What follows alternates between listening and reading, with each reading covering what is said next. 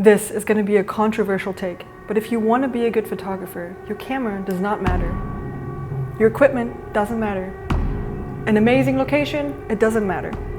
An expensive production studio, it does not matter. Money, material, experience, it does not matter if you don't understand the fundamental concept of what makes good photography.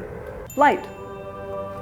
And lucky for us, light is something that is readily available for all of us, and the understanding of it is the fundamental concept that makes good photography, especially if you're a portrait photographer. Most of us don't start out with a large selection of gear, and so it's important to be resourceful, especially if you're starting out. And today I'm going to talk about a few tips on how to create stunning portraits when you're on a budget.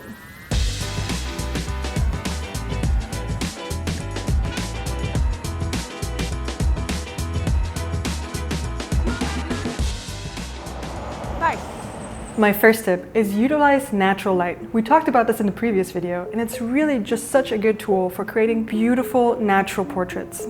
There are so many things to learn about natural light, and you can do that by just observing how the light changes throughout the day, just when you're out and about.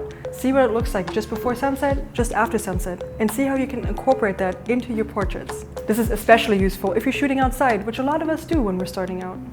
There are many photographers that built their entire careers on natural light. And even if you move into studio photography eventually, it's really good to know your ambient light. Slowly turn towards looking at the sun, just very slowly. Yeah. Having a small budget doesn't necessarily prevent you from experimenting with artificial light. Sure, having full production lighting can be expensive, but there's so much you can do with very little. You can use on-camera flashes, off-camera flashes, or even experiment with colorful LED lights.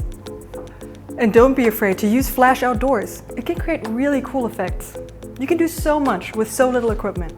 One of the main factors if you're not renting a studio is to know your locations. Keeping a mental map of really cool locations in your area is a huge asset. And for me personally, it's a great way to get to know my home. Another thing you could incorporate into your portraits is reflections. Maybe you can use a mirror or find a really reflective window. It can create so much depth in your photos and can lead to some really creative portraits. And if you're in really harsh lighting conditions, maybe you could experiment with some different types of shadows, or placing your subject into an existing shadow. Now let's talk about gear. The best camera is the one you already have. And everything I've talked about so far is applicable even if you're shooting with your phone. There are plenty of entry-level cameras out there, and if your budget allows it, try to find a full-frame camera. That's going to make it a lot easier once you're switching to professional work. We've been making great cameras for a while, so even looking at used gear can be great if you're on a budget. Another thing to consider is that it's better to invest in the lenses rather than the camera body. That's going to make a huge impact on your image quality. And if you're not sure what type of lens you want to use, we actually have a video on that explaining all the different focal lengths. And it's okay to start with a small setup. The only way you know what you'd like to shoot with is by continuing to experiment with it. Personally, I started out with an analog camera that I got for $70. Slowly, over time, I realized what I need and what I don't need.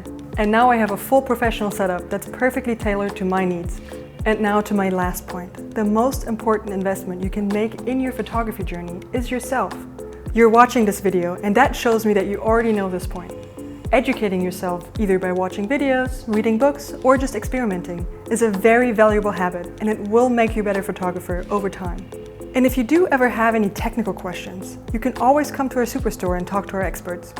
Or you can video chat us on our website. Thank you so much for watching. And let me know in the comments, what was your first camera?